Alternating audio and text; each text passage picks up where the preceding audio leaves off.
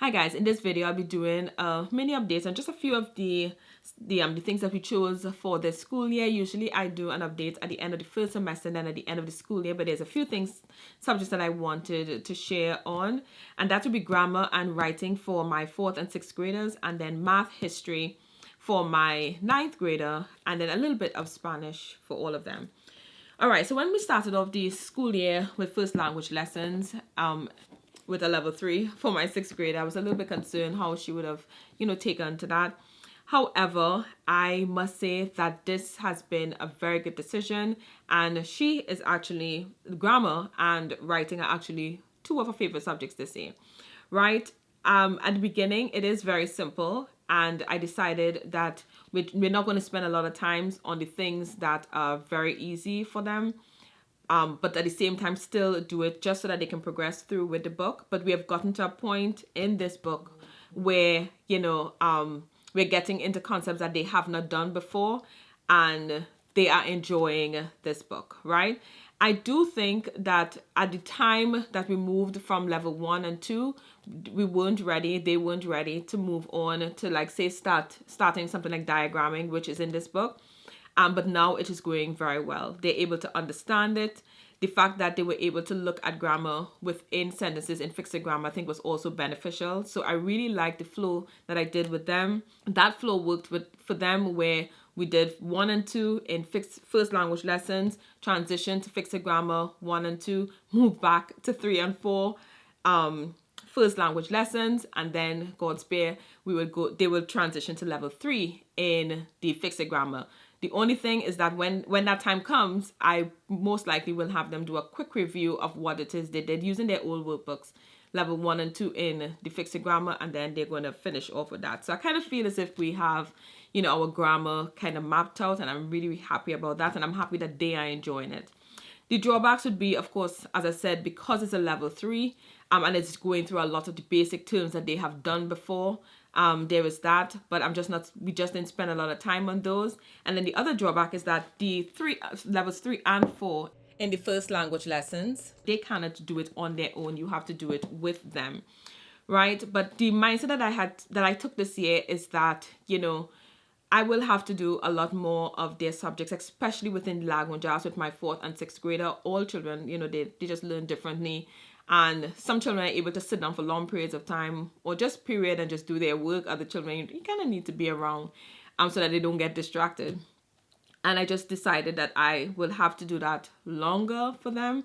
So, there is that. But anyway, but you can't, this is something, because the workbook is set up where a lot of the instructions that's in the teacher's manual is just not in the student book. You have to do it with them. So that can be a drawback. But when it comes to, the decision to go back to first language lessons, I am very happy with them, with that decision, and they are doing really well with this first language lessons. I'm really happy about that decision. All right, I was worried in the beginning of the term. All right, so for writing, we are doing building writing skills and classical quills. All right. Now, I had also said at the beginning of the term that I would have, ever so often, I would have chosen a story from Writing with Ease level 4 and just dictate and have them answer the questions. However, so far we have not used that, and I've decided to just stick with both of these and not make it more complicated, especially since they're enjoying writing as it is. Plus, there are a few stories within here, but there's just, 2 or 3 we've done here, pretty simple compared to what would be in the level 4. But so far we have not done that, and I've just been sticking to this. I do the building writing skills with them on a Monday and Friday, and the classical quills on Tuesday, Wednesday, Thursday. All right.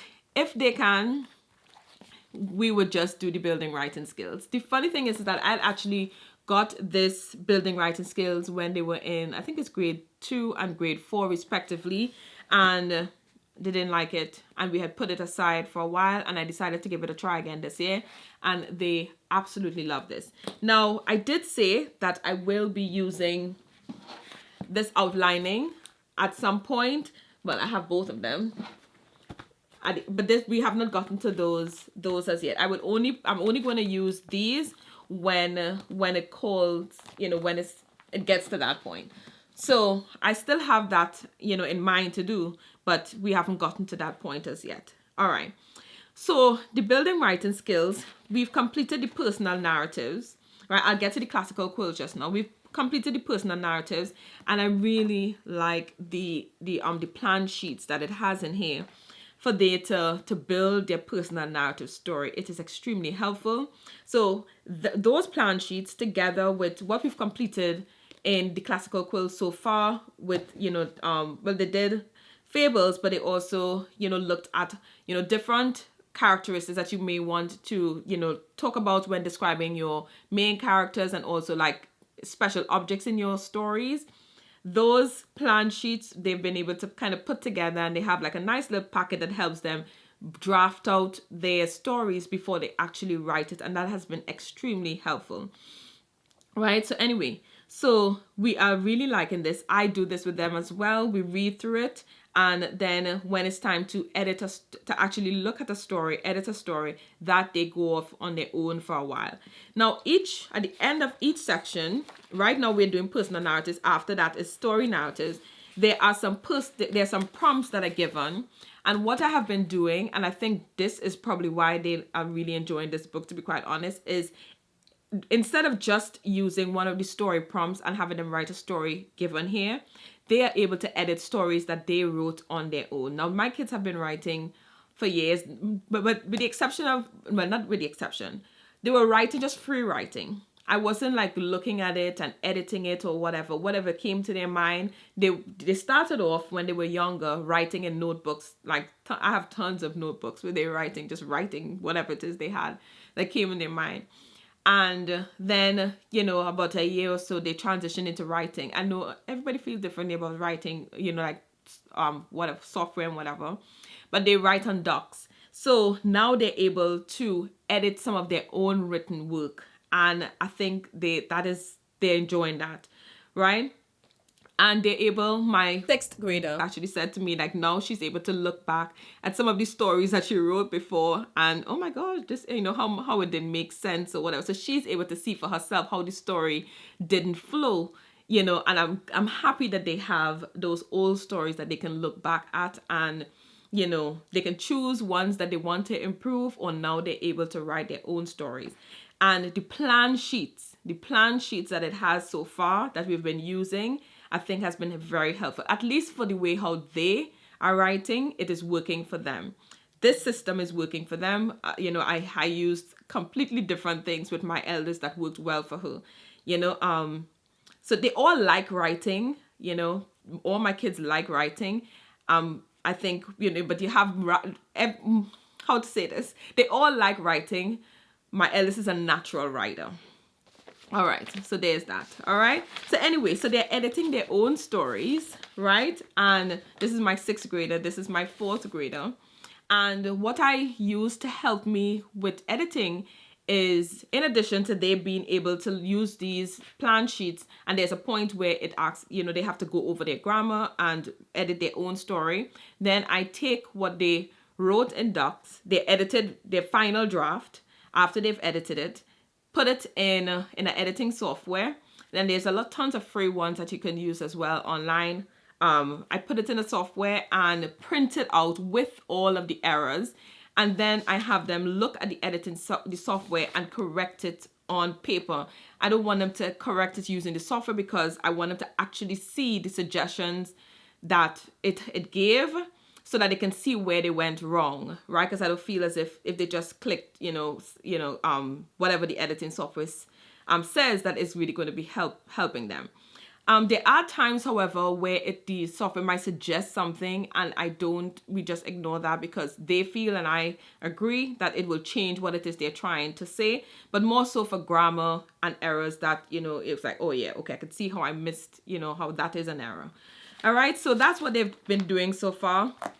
So really liking this building writing skills. And this is level 1, which is grades 3 to 5. But with this series, I am not going to be looking at grades. We're just going to definitely do the level 1, God's Prayer, and I believe most likely we'll do the level 2 as well. When that is, I'm not sure, but we'll be doing that. All right. that building writing skills. We'll be fitting that in because they really like this building writing skills. Now, this Classical Quills, the content is not difficult to understand. The style of writing is, and there is a lot of words in here that we have had to look up, like so we'll read a story the first time, looking up a lot of words that they don't know, and then reread the story, right? So with that in mind, it has made it where we are moving pretty slowly, and we have now gotten to chapter 3, which is narratives. They have completed fables and description. We've now gotten to chapter 3, and there are 10 chapters or 10, exercises. So we've done fable, description, and now we're moving on to narrative, but they've done personal narratives in here, so that's fine.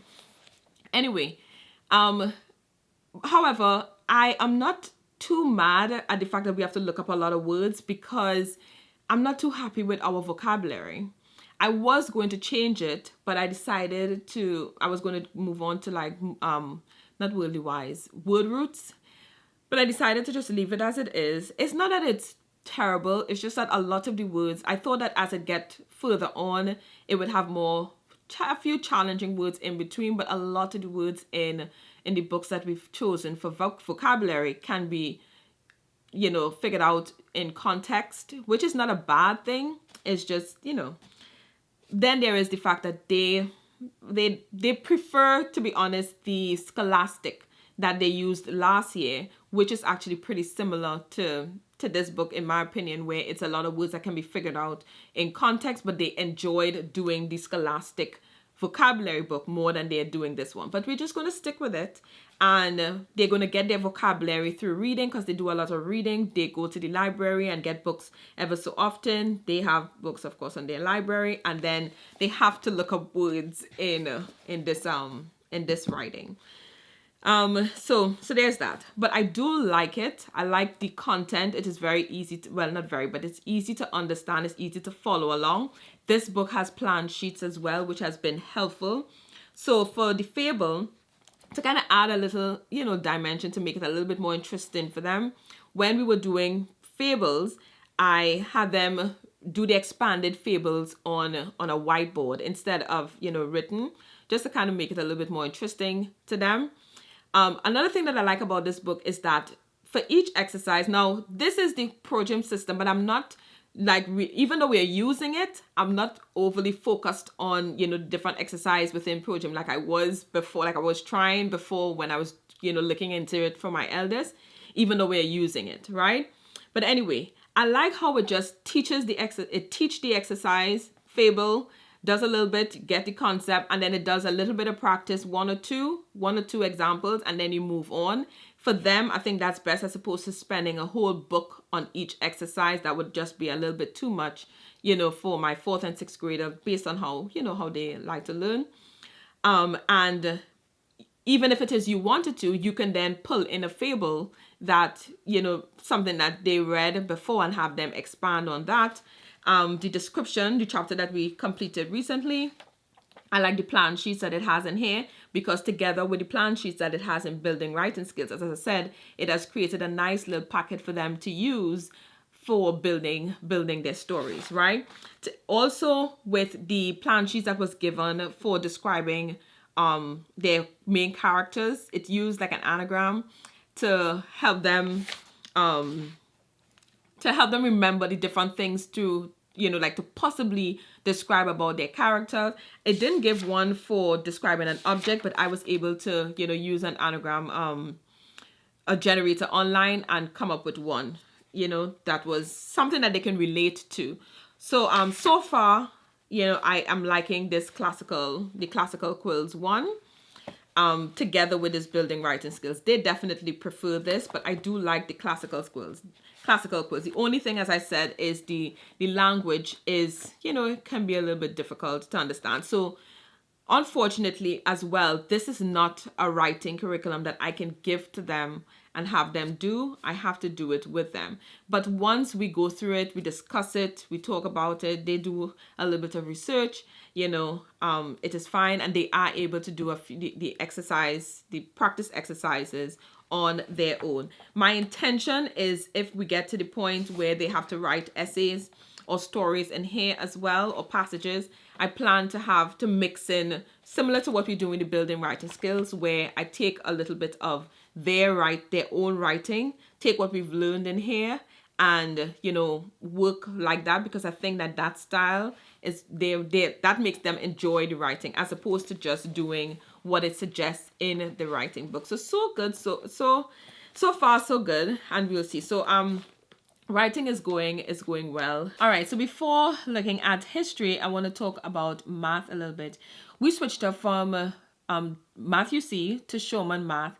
And it's not because she didn't want to do Math UC, she just wanted to try the Shormann Math because she did their dive science and she did really well with the dive science, and she liked Dr. Shormann's style of writing. She wanted to try out their math. She also wanted, to try doing a little bit of the geometry with the algebra. Now, I did have algebra, but I did buy Algebra 1 Math UC, I have it there on standby because I plan to use it, God's spare in the future.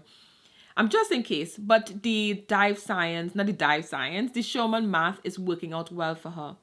I think if it is, they're able to navigate the dive website, easily enough. Also, I think if it is a child that the approach to their schoolwork, their learning is trying to make sure that they understand and grasp as much as, they need to before moving on, as opposed to like just trying to complete. I think that this can be a really good math program. And the reason why I say that is because I do see how with it having, like multiple choice and stuff in there, where it is possible for they to be able to move on without understanding. That might be a little bit more difficult to do with, paper, math curriculum where you have to correct and they have to go back and do corrections. And for her, that is working out because I do remember, I think it was like lesson 4 or 6. I can't remember again, because it was earlier on in the school term where there was a question where she eliminated, because we spoke about it because we do, meet on a Friday, not every Friday, but when she have lessons where she had corrections, we would sit down, and I remember her telling me that there was one lesson where she was able to eliminate the 2 incorrect answer and pick the correct answer from the 2 that was left, but she did go back and review it because she knew that she got it right, not really understanding. So that's why I'm saying what I said. But all in all, she really do like it. For her style of learning, it is working out. Also, because I think I mentioned earlier on that she's a child that naturally likes to write, she's taking like detailed notes from his lectures, and the added element of writing in her math, I think that is making this math, at this stage, suitable for her. So I think it makes it where she's actually enjoying her math now because she has, writing incorporated with her math. So the Shormann Math is working for her because it fits her style. And I'm not sure if it's something that will work for all of my kids, but for her, it was a good decision to switch. So for history, I will first talk about the things that we enjoy. I do like the fact that she's getting to look at biblical ancient history and make the connections between that region of the world, Europe, Asia, and North and Northeastern Africa, and how people moved around that region of the world. I think that almost hands-on interaction between like looking at it on maps and having read it in the Bible, I think that is going to be excellent for, solidifying her faith as a Christian, right? So I do like that. I do like that we're enjoying reading it together. This is the one subject that I am doing with her, just so that she can have somebody to discuss it with. And she enjoys that. Because at this stage, compared to when they were younger, and I felt so much more comfortable just piecing together their history, it serves the purpose of us giving her world history credit, where she's getting not just her world history credit, but a Bible credit, definitely a Bible credit. And at first when we started the term, I was like, not sure, definitely a Bible credit, world history credit, and also part of her language arts credit, the literature portion of her language arts. When it comes to the literature part of her language arts, now, as I said, this very, very biblically focused. So a lot of the projects is going to be, that suggested projects is going to be that way. So far, she did a poster project that looked at the cultural exchanges between those different parts of the world and how that even affects, culture today. She also did a sermon essay. So for literature, it's definitely, giving her that literature portion of her language arts credit. Now, the first book focuses heavily on ancient biblical history. Only when we got to Unit 8 did we start, it briefly touches on ancient China, ancient India, and then ancient Africa, America, and Europe before it gets back into ancient biblical history in this first book.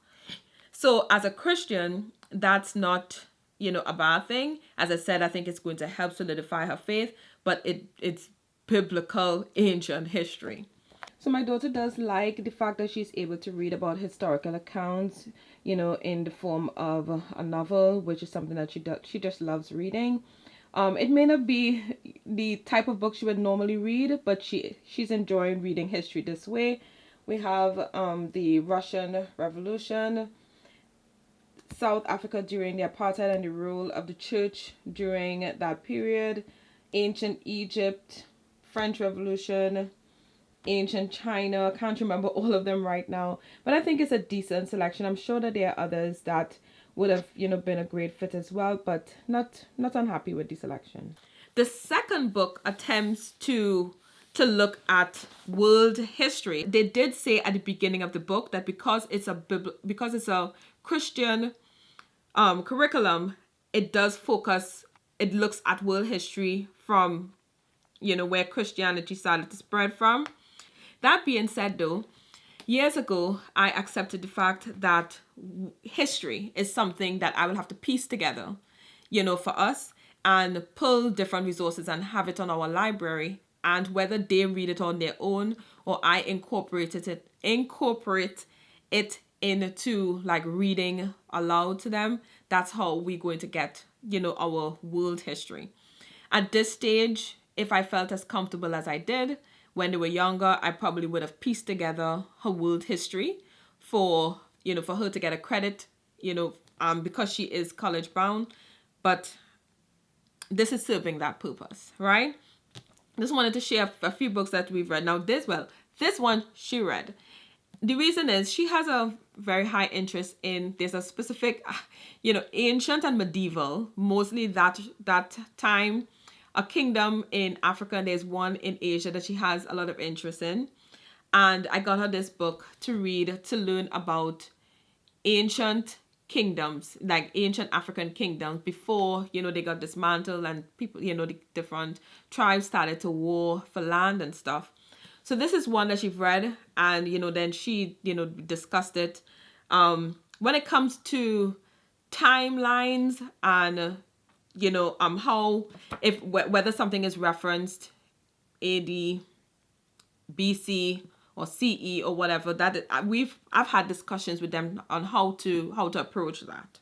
That's what I would say. At the beginning of the term, once I got more time to skim through these a little bit more, I picked up a few other things just to give a more all-round view on world history. She is not deterred by reading, so I was able to do that for her. She read this pretty quickly, A Student's Friend Concise World History. Even though I was buying her these other things and she's not deterred by reading, I also didn't want to pick stuff that was too big, to make a load too heavy. All right. History of the Caribbean. It focuses on just a certain parts of the Caribbean, but still, I got her that as well, and she read that. And African people in world history. Now, this book is a really, really concise version of this, right? So my intention is, I am reading a book to them for their nighttime reads. I intend to read this one aloud to them, in the near future, right? To all of them in the near future. So that is world history. all in all, I am not unhappy with it, right? It is serving the purpose that we bought it for. Oh, I don't know if I think I forgot to mention these three. The student review, very easy to follow along. She does, after she does her, we do the main lesson, she comes and she reads the commentary, and then she takes this book and she goes through, like, she will read the question and answer it while I am holding the guide and parents answer key and listening to her answers. And if it is, I think, like, I need to, add to what it is she said, I'll read the suggested answer, because it gives the suggested answer in here. And I do like the fact that it has the page reference. If if you're stuck, that you could just turn to that page to find the answer. So I do like that. Now, there was two question and answers in here that we both kind of looked at each other with a puzzled look, because in the aim to prove one thing, it kind of disproved an entire culture, and not too sure how I felt about that. But I'm not gonna dwell on that for too long. But we did notice that, and I have to be honest, right? But anyway, so it's easy to follow along, and the quiz and exams, they're pretty simple. She's done unit 8 so far, up to unit 8, and every five units there is an exam on for literature, for history, and for Bible. Other than that, the units in between, the lessons in between, there's just a unit test at the end of the week, and it goes on and on in that same pattern. So all in all, we're not unhappy with the world history. We take it for what it is. We are going to be doing it. We've added just a few little things that she read already, and because of a prior reading, I feel comfortable that with what we have here, that we have a good mix for their history. All right. Oh, I almost forgot Spanish. So my eldest, she is doing the Baron's Spanish now, and I was concerned about how but after reading all the reviews and the actual stories that's on the online portion, how that doesn't line up with the workbook. But the way how she's using it is working out. She listens to the story. Sometimes it doesn't line up word for word with what's written, the Spanish story written out in the text. But because it gives a glossary of terms, like new terms as they enter into a new story, and with the online portion, it does kind of explains in English, what's going to happen in the story. She's able to follow along, enough. So she listens to the story on Spanish now, which gives her, like listening to Spanish, auditorily, because she doesn't, converse with anybody else. She also gets that with Duolingo, which I want to talk about a little bit in a minute. And then she reads the story that's in the workbook and do the workbook, the questions and answers in the workbook, right? And she has been actually trying to, like, sometimes she would hear us say something and she would tell us like those sentences in Spanish. So she is actually practicing, trying to use, a little bit of her Spanish around the house. So it's going well. Now the Duolingo portion of that, all of the kids are really, really enjoying Duolingo, especially my younger kids, and the built-in competition that it has in the Duolingo, where they have to try to stay in different leagues, has been working, really well, for all of them. They don't want to fall out of whatever league that they're in, so they have been doing a little bit of Spanish every day.